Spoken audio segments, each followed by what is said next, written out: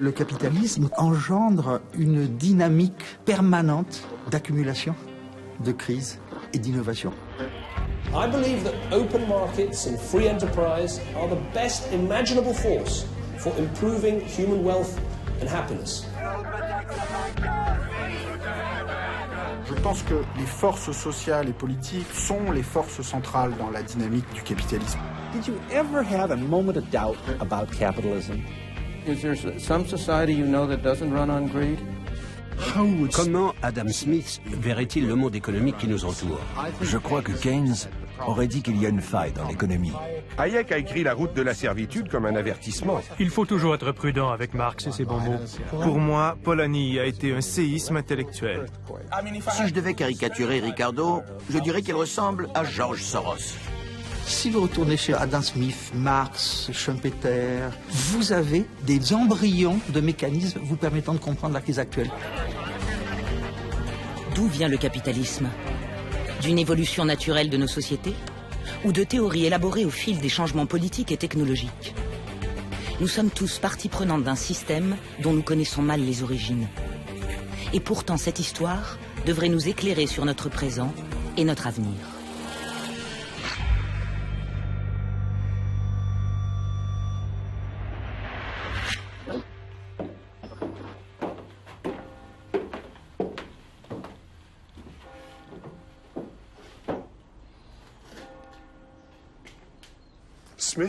Smith a emménagé dans cette maison en 1778, 2 ans après la publication de La richesse des nations. C'est probablement ici que se trouvait la cheminée, là où Smith a mis un terme dramatique à sa carrière intellectuelle.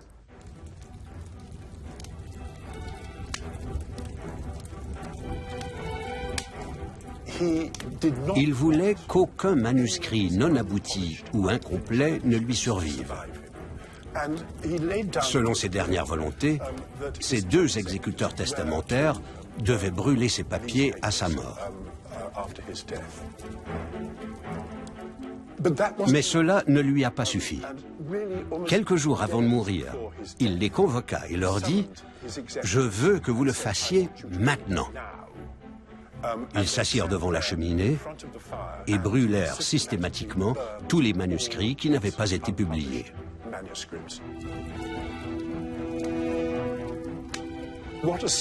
Ne survécurent que 2 travaux très aboutis.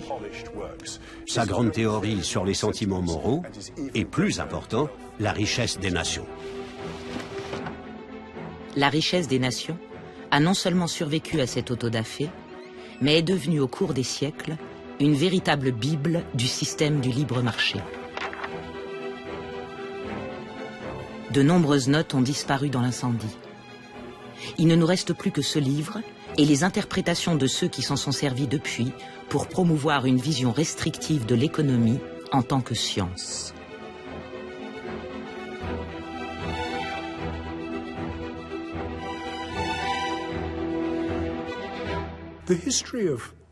L'histoire de la richesse des nations en tant que livre est très intéressante.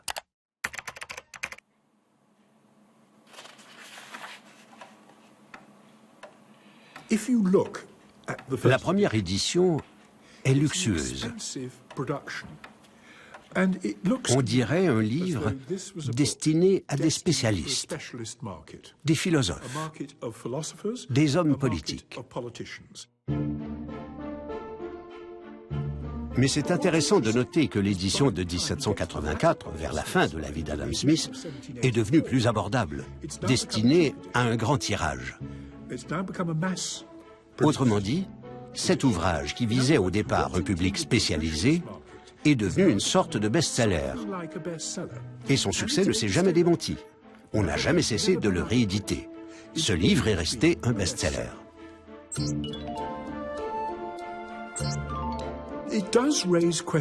Mais comment un livre de spécialistes érudits devient-il un best-seller? Je pense que c'est en partie dû au fait qu'Adam Smith a été à l'économie ce que fut Newton aux sciences naturelles.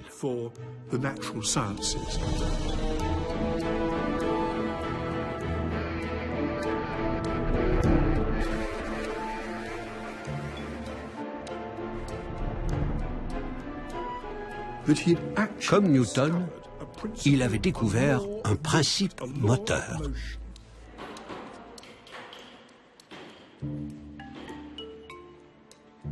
Je crois que Adam Smith a créé le cadre conceptuel de la théorie moderne contemporaine, des individus en interaction sur des marchés. Mais il n'a pas fait de modèle, il n'a pas quantifié. Pour lui, c'était une vision de l'économie marchande.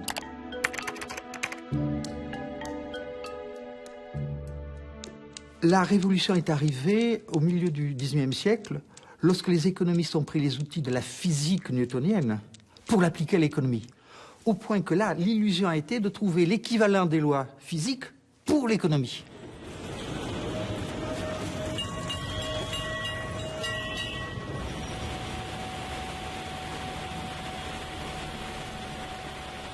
Il est difficile d'imaginer ce qui relie ce fondeur primitif de Calcutta et la richesse des nations.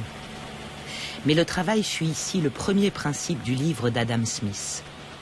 Un principe qui, après sa mort, fut élevé au rang de loi scientifique.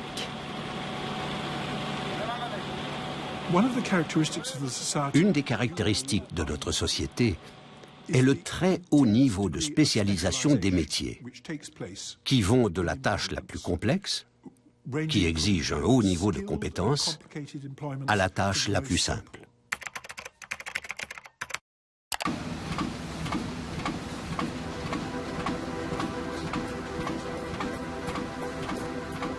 Prenons un ouvrier dans une fabrique d'épingles.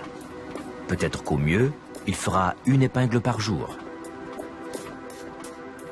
Mais de la manière dont cette industrie est maintenant conduite, un ouvrier tire le fil, un autre le dresse, un troisième le coupe, un quatrième en pointe. J'ai vu une petite usine de ce type où 10 hommes fabriquaient à eux seuls 12 livres d'épingles par jour. Adam Smith, la richesse des nations. Alors, il en arrive à la conclusion que le progrès économique, est indissociable de la division du travail. Ça n'a rien d'étonnant. La division du travail a été comme l'équivalent d'une loi newtonienne. Après tout, c'est ce qu'on pratique pour presque tous les produits que nous utilisons.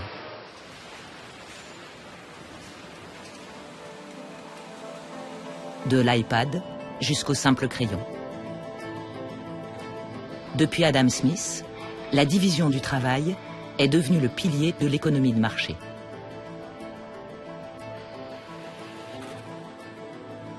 To enable millions of people to cooperate peacefully together, we need to understand how it is that a free market works. I know no better way to bring this out than by a very simple example called I the Pencil. This is the only prop I have for this TV show. As you can see, it's a plain yellow pencil. There's nobody in the world who knows how to make a pencil. Now that seems like a silly thing to say, isn't it? This is just the most obvious thing. It's only a piece of wood with something black in the middle and the little red tip at the end. What do you mean nobody knows how to make a pencil? Well, suppose you were to start to set out to make a pencil.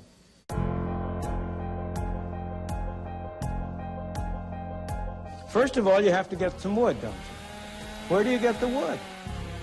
You have to go to the Pacific Northwest, probably, and cut down some trees. How do you cut down some trees? You have to have some saws to cut it with. Where do you get the saws? You have to have some steel. Where do you get the steel? You have to have a steel mill. In order to have the steel mill, you have to get the iron ore, and you can add all the rest. But that's only the beginning. This black stuff in the middle that we call lead isn't lead. It's graphite, I think. I'm not absolutely sure. And I am told it comes from some mines in South America. Now, this little red tip at the top, that's rubber. Where's it come from? Well, the major source of natural rubber is Malaya. But the miracle of this pencil isn't that nobody knows how to make it. The miracle of the pencil is, how did it get made? What is it that has enabled this little elementary transaction to take place? Now, how is that brought about? Is there some commissar sitting in some central office who is sending out orders to these people in Malaya, to these people in South America, to the people in Washington? How is it that they are led to cooperate with one another? These thousands of people who have been led to engage in this simple transaction, not one of them has been forced to do it. Nobody has had a gun to his head. They've all done it. Why? Because each one of them thinks he's better off in this transaction.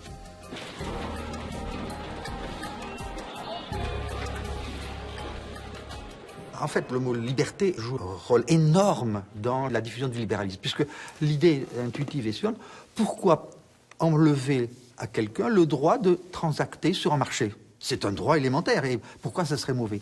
Eh bien, c'est tout simplement que, par exemple, si je suis un pauvre paysan qui négocie par rapport à une grande multinationale, c'est la multinationale qui fait le prix et pas moi. Donc, la premier élément, c'est que je suis libre de transacter sous un effet d'asymétrie du pouvoir qui fait que je n'ai aucun rôle dans la formation du prix. L'usine d'iPad à Shenzhen, en Chine. Une chaîne de montage globale pour des pièces détachées arrivant du monde entier. La fabrique d'épingles d'Adam Smith, en version 21e siècle.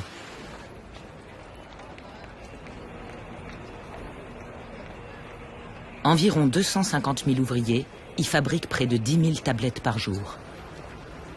Pouvons-nous vraiment considérer qu'ils sont libres? Ce que nous faisons, c'est du travail à la chaîne. Notre tâche est très mécanique. Il y a des éléments qui défilent, et nous, on doit les tester. C'est assez monotone.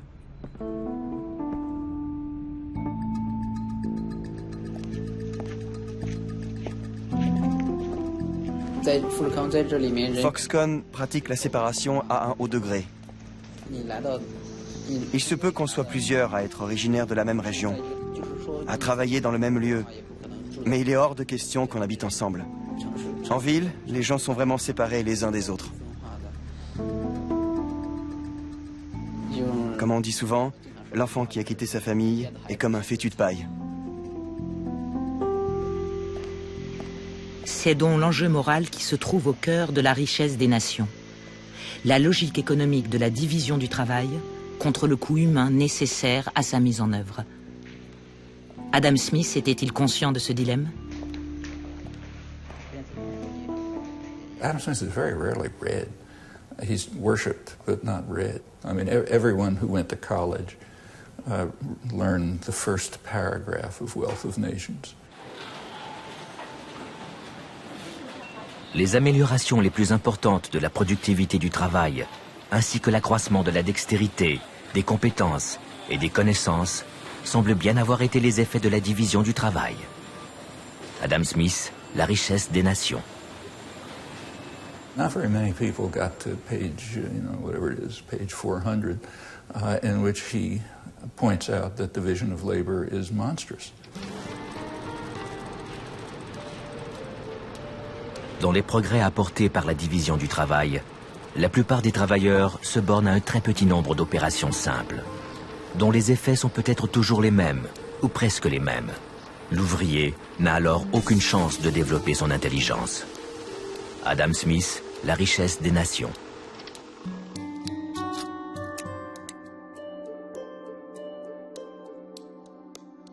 It turns people into creatures as stupid and ignorant as a person can possibly be. It's a person who just becomes a machine.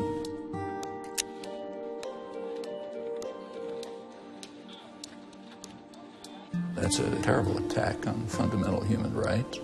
And therefore, he says, in any civilized society, the government is going to have to intervene to prevent division of labor. How many people get that far?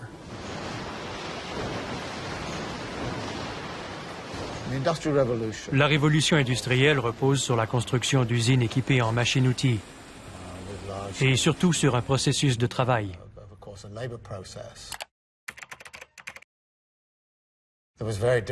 Un travail très différent de celui des artisans qui fabriquaient des meubles, par exemple. La technologie de fabrication dominante était tout à fait différente à l'époque. La machine contrôle le travailleur, et pas l'inverse. C'est le contraire de la production artisanale. L'ouvrier à l'usine a des relations sociales très différentes de celles de l'artisan qui fabrique des meubles. Que ce soit avec les autres travailleurs, les outils ou la nature.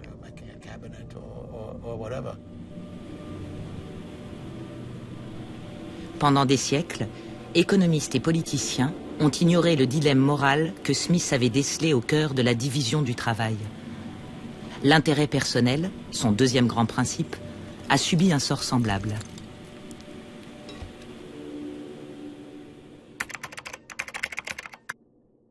Please welcome the Nobel laureate in economics, Milton Friedman, right?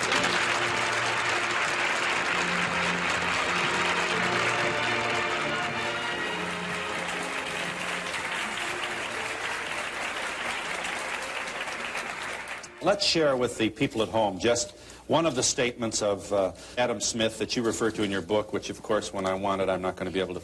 oh, it's on page 2. All right, thank you. By pursuing his own interest, that is to say, his meaning the person engaged in free enterprise, Adam Smith says, he frequently promotes that of the society more effectively than when he really intends to promote it.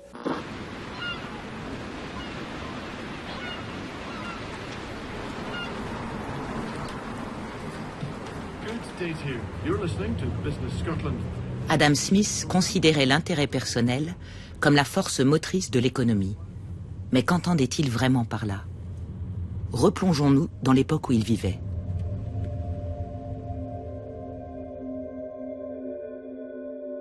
Adam Smith est l'enfant de la révolution scientifique et de sa confiance dans le progrès.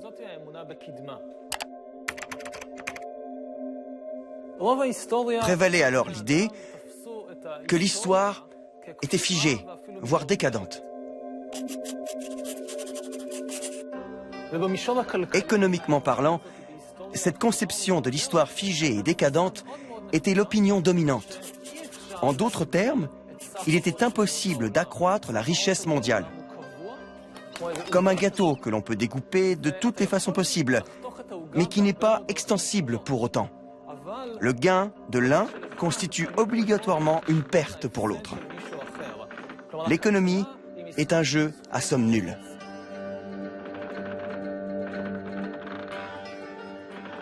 Pour Adam Smith, l'économie est une situation gagnant-gagnant.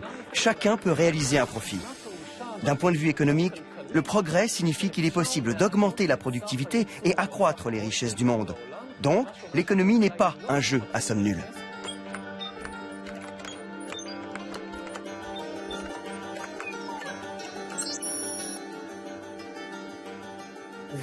En conséquence, il ne s'agit pas seulement d'un concept économique, mais aussi d'un système moral, l'un des pivots de la pensée d'Adam Smith, pour qui égoïsme égale altruisme.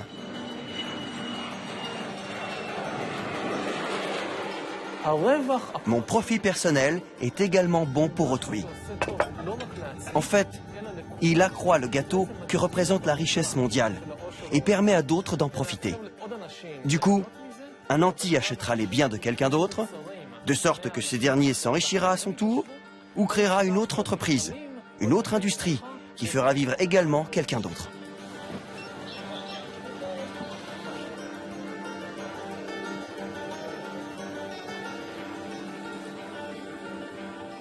Adam Smith a écrit ce paragraphe célèbre dans La richesse des nations.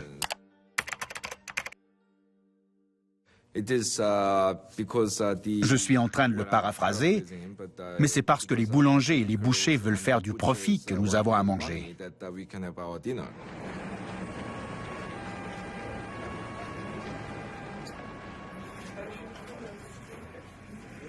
Il a inauguré ce mythe de l'individu égoïste, tourné vers lui-même, comme étant la motivation presque exclusive de l'humanité.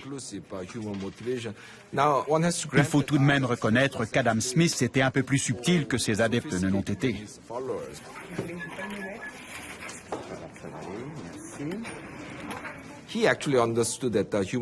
Il avait compris que les êtres humains sont plus complexes que ça, mais son sentiment était qu'on pouvait en faire abstraction.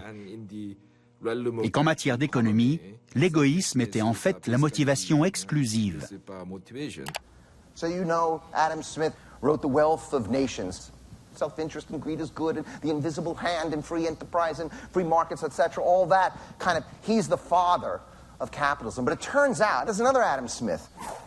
How many people here have read The Theory of Moral Sentiments? And according to Adam Smith, it was his important book. It was his magnum opus. In some ways, that was his magnum opus, and The Wealth of Nations paid the bills.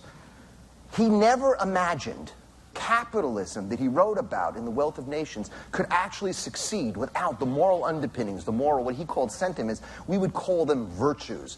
Without the virtues of a society and virtues of individuals that would actually create the base of a healthy capitalism. Well, all you could do is look here and see that The Wealth of Nations and A Theory of Moral Sentiments, Adam Smith 1, Adam Smith 2, have been disconnected. When you see around the globe the maldistribution of wealth, the desperate plight of millions of people in underdeveloped countries, when you see so few haves and so many have-nots, when you see the greed and the concentration of power within, did you ever have a moment of doubt about capitalism? Tell me, is there some society you know that doesn't run on greed? You think Russia doesn't run on greed? You think China doesn't run on greed? What is greed? Of course, none of us are greedy. It's only the other fellow who's greedy. The world runs on individuals pursuing their separate interests. We'll be back in just a moment.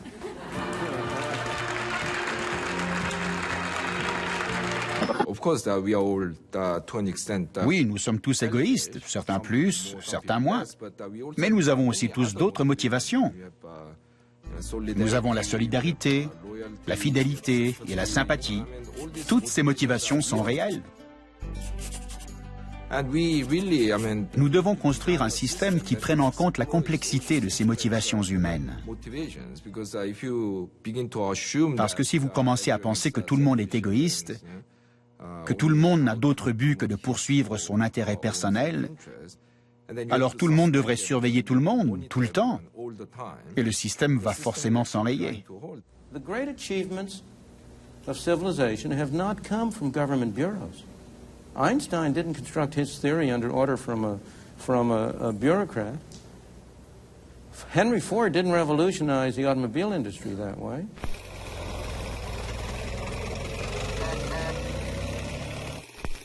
L'exemple de Henry Ford nous montre que l'intérêt personnel est un sentiment bien plus complexe, qui ne se réduit pas à l'avidité ou à l'individualisme. En 1914, il a révolutionné l'industrie automobile en doublant volontairement les salaires de ses ouvriers et en réduisant leurs heures de travail de 9 à 8 par jour.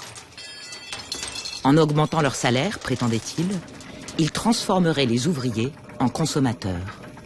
Cela stimulerait l'économie et ses ventes de voitures. Il rêvait qu'un jour, chaque ouvrier possède son automobile Ford. Bien que les motivations égoïstes soient importantes, et les bons managers le savent, ils préféreront persuader, rassembler, créer un esprit de corps.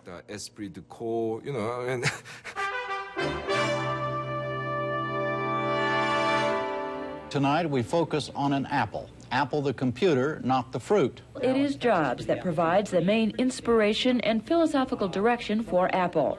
What Apple is it's an environment where we can attract the best and the brightest people to come together and sort of have a common vision about how we can change the world. Voici comment certains managers gèrent l'économie. Mais les économistes ne comprennent pas ça. Et ils persistent à dire que tout le monde est égoïste. Et on est censé faire avec. Ce qui veut dire donner une liberté maximum à tout le monde dans l'espoir que, d'une certaine manière, tout ceci se traduira par un résultat social optimum.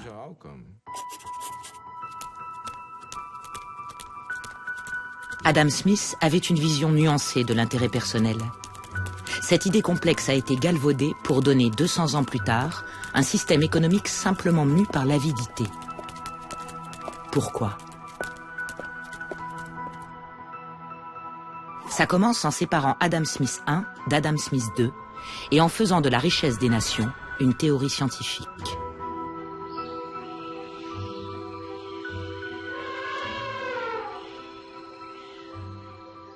La doctrine de l'intérêt personnel était l'équivalent pour l'économie de la loi de la gravitation. Elle assurait un équilibre.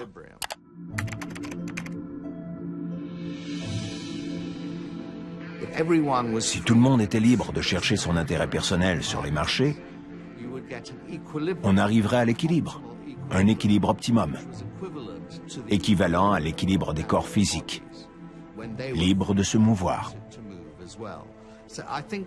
Je crois que l'analogie avec la physique est très juste. Mais ce que les économistes ont négligé, ce sont les relations humaines.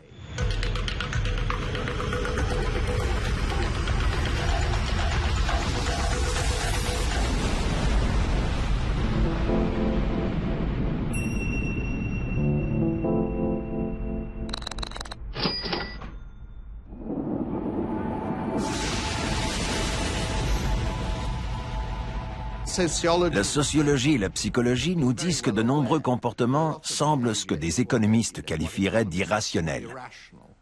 Je ne pense pas que ce soit la bonne façon de les définir. C'est tout simplement humain. University of Michigan Television presents an interview with Ayn Rand, noted American novelist, author of The Fountainhead and Atlas Shrugged, and philosopher spokesman for America's New Intellectuals. L'intérêt personnel a été respecté comme une loi physique tout au long du XIXe siècle. Au cours de la première partie du XXe siècle aux États-Unis, c'est même devenu une philosophie morale. I'm challenging the moral code of altruism, the precept that man's moral duty is to live for others, that in fact makes man a sacrificial animal. I say that man is entitled to his own happiness and that he must achieve it himself. Now, what can be more important than happiness? But happiness does not mean simply momentary pleasures or any kind of mindless self-indulgence. Happiness means a profound, guiltless, rational feeling of self-esteem and of pride in one's own achievement. Join me in welcoming Paul Ryan. Au XXIe siècle, on retrouve la philosophie d'Ayn Rand sur l'intérêt personnel au cœur d'une campagne électorale. I grew up reading Ayn Rand, and it taught me quite a bit about who I am and what my value systems are and what my beliefs are. The issue that is under assault, the attack on democratic capitalism, on individualism and freedom in America, is an attack on the moral foundation of America. And Ayn Rand, more than anyone else, did a fantastic job of explaining the morality of capitalism, the morality of individualism. Our rights come from nature and God, not from governments. Ce type d'approche a été très nocif, surtout au cours des 20-30 dernières années. On en est presque venu à glorifier l'égoïsme. On en est venu à croire que toute autre motivation, toute autre émotion, toutes les autres valeurs morales seraient secondaires. Elles seraient juste bonnes pour les gens stupides, pour les êtres inférieurs.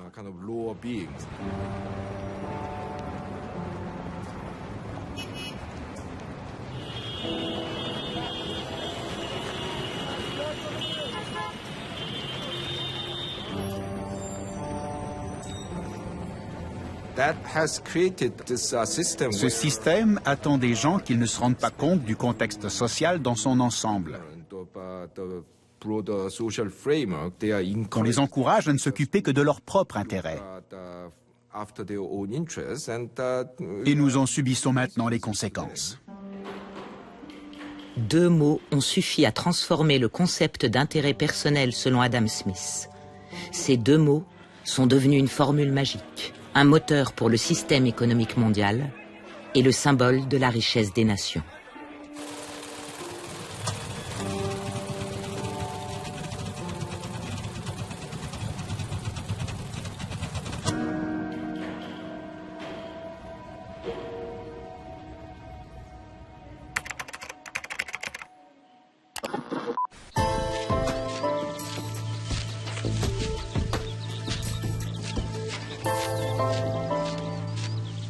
The invisible hand is a phrase that was introduced by Adam Smith in his great book, The Wealth of Nations, in which he talked about the way in which individuals who intended only to pursue their own interests were led by an invisible hand to promote the public welfare, which was no part of their intention.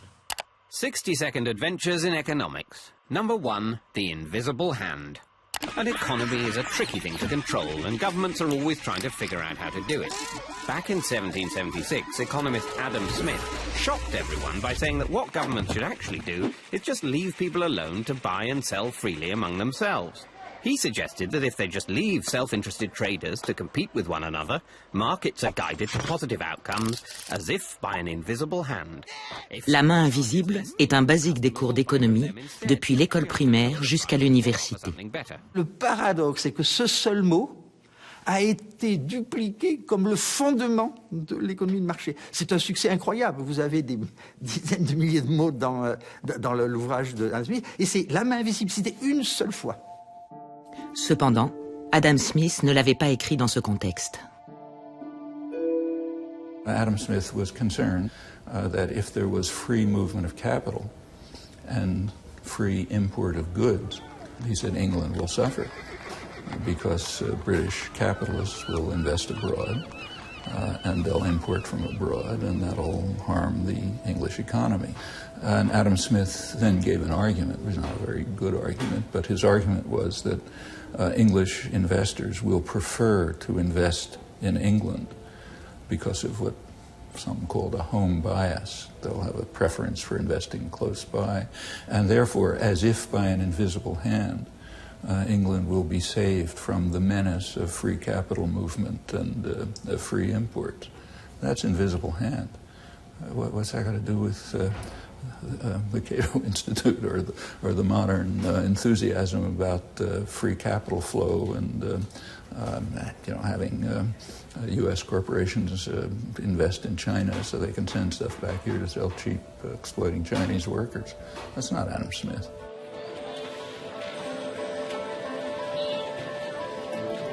La main invisible est apparue comme la façon de lutter définitivement contre la mainmise de l'État sur la vie économique pour mieux se libérer du féodalisme. Vous voyez le succès instantané. Et de nos jours, on a remobilisé les années 50 pour essayer de tuer l'état du bien-être, la fiscalité progressive, et dire il faut laisser les agents s'auto-organiser. Mais vous voyez, c'est une réinvention d'une tradition. Cette tradition n'a pas joué un rôle actif tout au long du XIXe siècle. C'est une réinvention moderne à des fins d'action sur la politique économique contemporaine. Committee will please come to order. Today is our fourth hearing into the ongoing financial crisis. En 2009, à la suite du krach financier, Alan Greenspan, l'ancien dirigeant de la Banque centrale américaine, la Réserve fédérale, fut rappelé à Washington pour être entendu en tant que principal promoteur de la dérégulation. Une dérégulation mise en œuvre au nom de la main invisible. Dr. Greenspan, I want to start with you. You have been a staunch advocate for letting markets regulate themselves. And my question for you is simple. Were you wrong? I found a flaw. You found a flaw in the model that defines how the world works, so to speak. In other words, you found that your view of the world, your ideology was not right. It was not working. Precisely. No, that's precisely the reason I was shocked, because I've been going for 40 years or more with very considerable evidence that it was working exceptionally well. À quel modèle faisait-il référence? Le parcours d'Alan Greenspan a démarré sous la férule d'Enron. Il faisait partie de ses disciples, ardents supporters de la suprématie de la rationalité. It is only since the Industrial Revolution, the birth of a free society, the society of capitalism, that there was a new class of men, which is the free producers of material goods, the businessmen, the industrialists. That is the man who lives by means of reason. That is the man who, in his psychoepistemology, is not guided by his immediate perceptions nor by his emotions, but by logic, by his concepts, by reason. That is the man whom I call the producer. Lorsque des années plus tard, Alan Greenspan fut nommé par Gerald Ford à la tête de son conseil économique, il rendit hommage à son ancien maître à penser.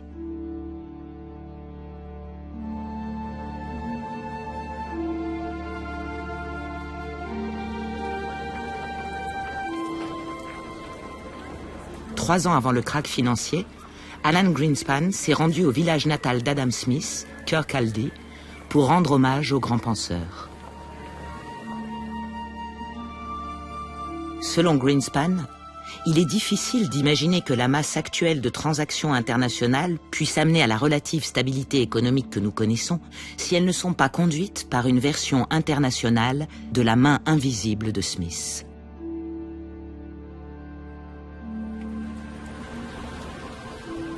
In recent decades, a vast risk management and pricing system has evolved, combining the best insights of mathematicians and finance experts. The whole intellectual edifice, however, collapsed in the summer of last year. Et ainsi, avec une foi quasiment mystique en la main invisible, des mots pris hors contexte, la structure intellectuelle du marché libre fut créée.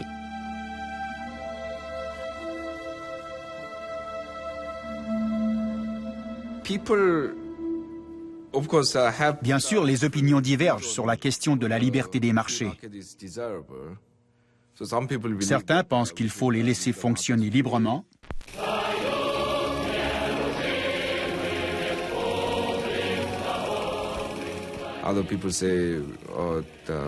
D'autres n'y sont pas favorables et pensent qu'il faut intervenir pour assurer la justice sociale, l'équité, tout ça.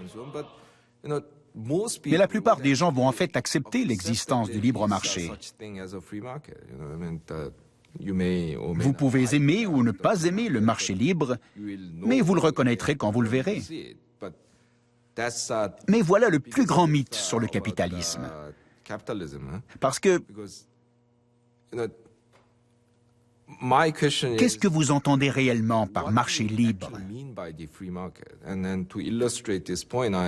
Prenons l'exemple du travail des enfants.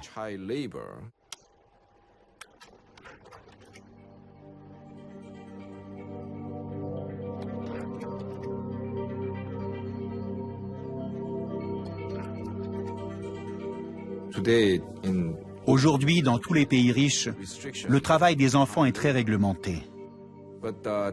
Mais il fut un temps où c'était monnaie courante.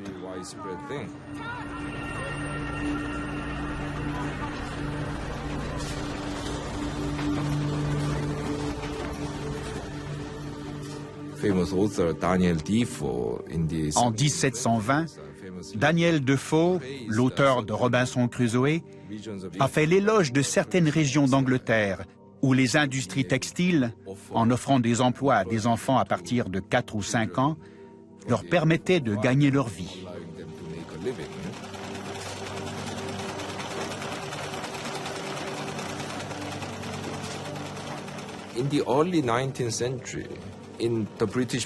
Au début du XIXe siècle, au Parlement britannique, un groupe de réformateurs sociaux engagea la toute première tentative officielle pour réguler le travail des enfants.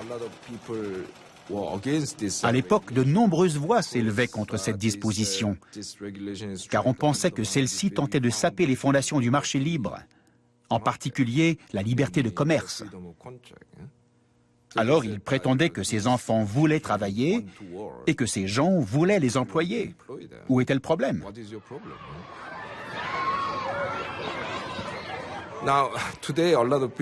Aujourd'hui, beaucoup trouveront cet argument absurde, car il est communément admis que la société doit refuser certaines pratiques au nom de l'intérêt général. Donc, l'exemple du travail des enfants illustre magnifiquement bien que le concept de marché est avant tout une construction politique.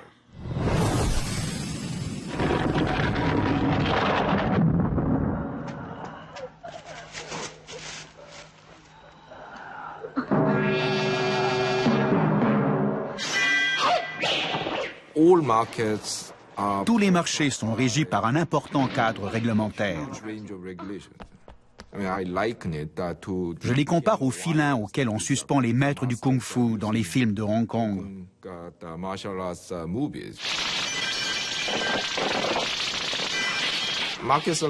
Les marchés sont comme ça. Si vous acceptez les valeurs politiques intrinsèques de certaines réglementations, celles-ci deviendront invisibles comme des filins au cinéma.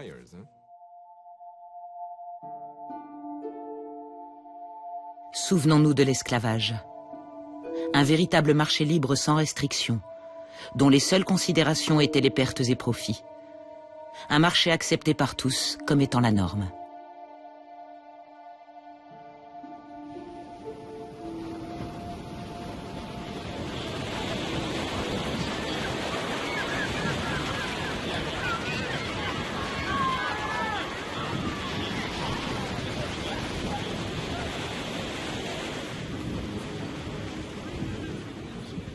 L'un des premiers à identifier les fondements intellectuels de l'esclavage et le danger à séparer la logique économique de la réalité sociale et humaine fut un contemporain d'Adam Smith, ancien esclave et philosophe. C'est ici, à Shama, au Ghana, qu'il est enterré, à l'ombre d'une ancienne geôle d'esclaves. Nous voici réunis devant sa tombe pour rendre gloire à Dieu qui nous a donné ce magnifique philosophe.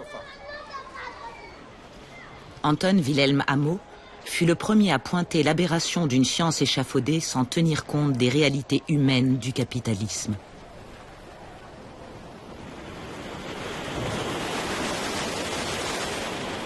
Comme pour tant d'autres, l'histoire d'Amo a basculé à son départ d'Afrique sur un bateau chargé d'esclaves.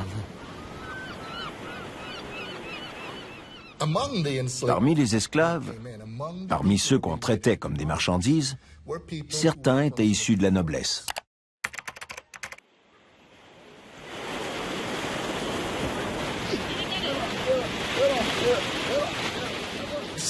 Certains faisaient preuve de qualité précoce à leur arrivée en Europe. Amo, le jeune esclave noir, fut affranchi et élevé au sein de l'aristocratie.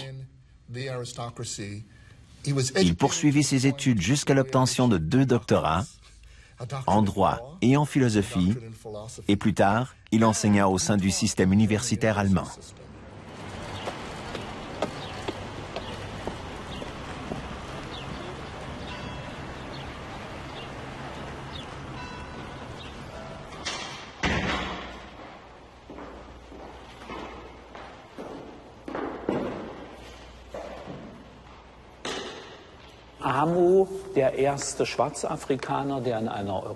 Amo fut le premier noir africain à faire des études universitaires en Europe.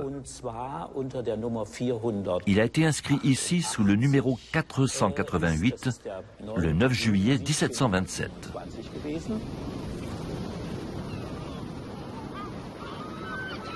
Amo fut amené enfant en Europe par la Compagnie hollandaise des Indes orientales et offert en cadeau à un duc allemand. Ce duc libéral l'affranchit et prit en charge ses études. Ce qui est apparu quand ces marchandises ont commencé à parler, c'est qu'ils ont exprimé les 2 poids 2 mesures du capitalisme moderne et les problèmes dans son processus de rationalisation.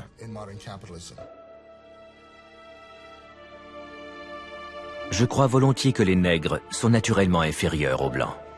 Une différence si constamment observée ne peut se fonder que sur une distinction originelle opérée par la nature entre les races humaines. David Hume, le penseur le plus proche d'Adam Smith. Avec Amo, vous avez d'abord la question de la rationalisation anthropologique. Amo a écrit sur l'égalité des morts en Europe. Et le simple fait d'écrire là-dessus, l'acte même d'énoncer son point de vue, a cassé l'idée que quelque chose en lui, de par sa race, faisait de lui un outil.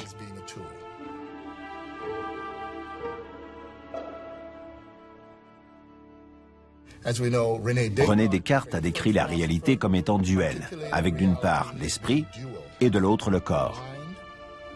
Amo, de son côté, a dit que si l'âme était vraiment distincte du corps, elle ne pourrait rien ressentir.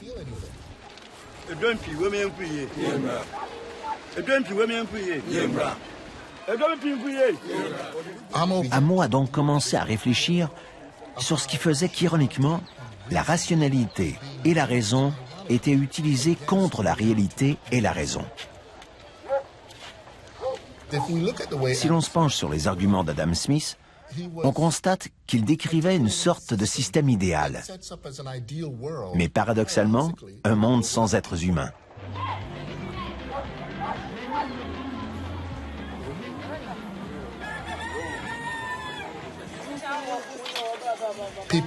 Les gens ont tendance à vouloir être libres, à avoir des valeurs. Ils ne sont pas si prévisibles.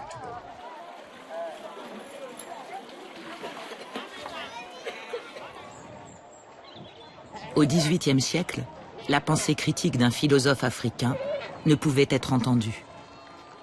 Amo dut fuir l'Europe et mourut ici, à Chama. Alors que la richesse des nations devenait la Bible de l'économie, les livres d'Anton Wilhelm Amo furent brûlés et son travail presque oublié. Je crois qu'Adam Smith commence à raisonner, comme va le faire l'économie après lui, sur un monde en partie virtuel, en partie déconnecté de tous ces éléments de violence.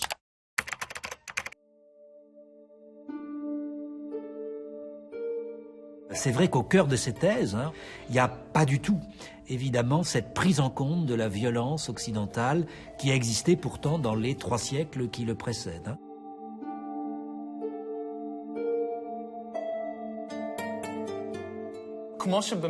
À l'époque de Smith, le capitalisme a révélé son monstrueux visage, avec la traite des Noirs, découlant de l'idée que l'esclave ne vaut rien. La nature du commerce des esclaves, ainsi que le produit de leur travail, s'effectue à travers une vision purement économique. Ne compte que les chiffres, les pertes, les profits. Voilà à quoi se résume la valeur des êtres humains. Aujourd'hui, si la traite des Noirs n'existe plus, nous entretenons exactement le même rapport avec les animaux. The footage you're about to see was recorded with a hidden camera at Highline Hatchery in Iowa, the world's largest hatchery for egg-laying breed chicks. Rien dans la richesse des nations ne condamne l'esclavage. Et bien sûr, cela n'a rien à voir avec l'industrie de la viande d'aujourd'hui. Néanmoins, c'est ainsi que la vision du marché d'Adam Smith fut transformée en science coupée de tout ancrage social. These male chicks are killed by being dropped into a grinding machine while still alive.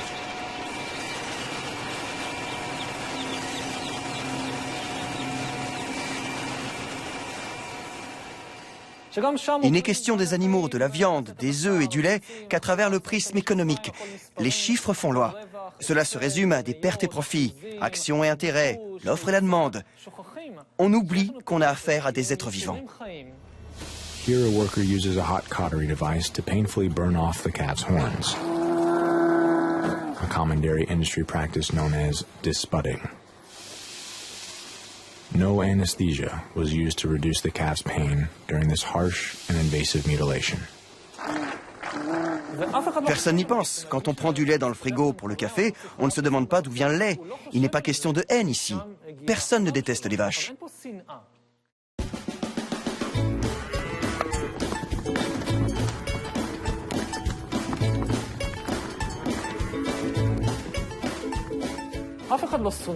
Les briques de lait sont généralement ornées de vaches rieuses et heureuses.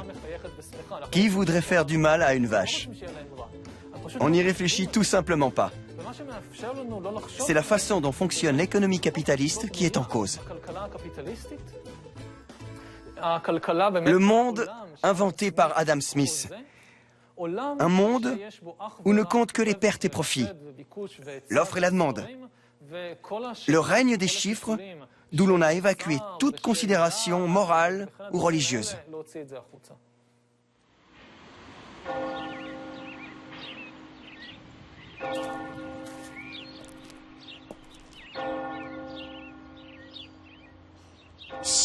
Smith doutait fortement qu'une science sociale ou qu'une science économique puisse exister.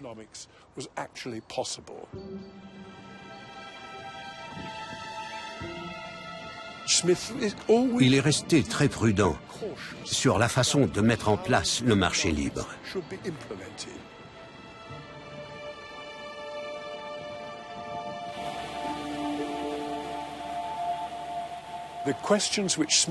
Les questions que Smith pensait très difficiles à traiter sur la justice sociale, l'équité et la cohésion du tissu social lui semblaient en fait impossibles à résoudre.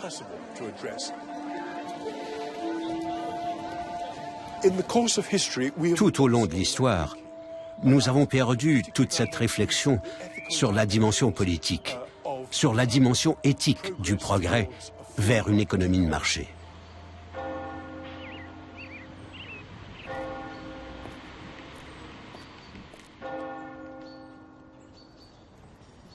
J'ai une grande admiration pour Smith parce qu'il est anticipateur du capitalisme.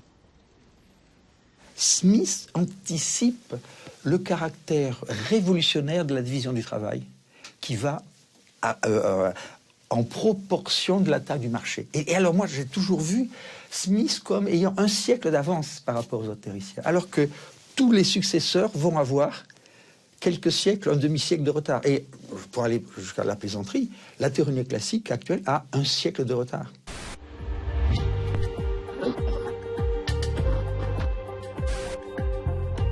Alors comment et pourquoi, dans le processus de conversion de la richesse des nations en réalité économique, les préoccupations éthiques et politiques d'Adam Smith ont-elles disparu? L'avidité a gagné et les sociétés se sont pliées à la logique du marché.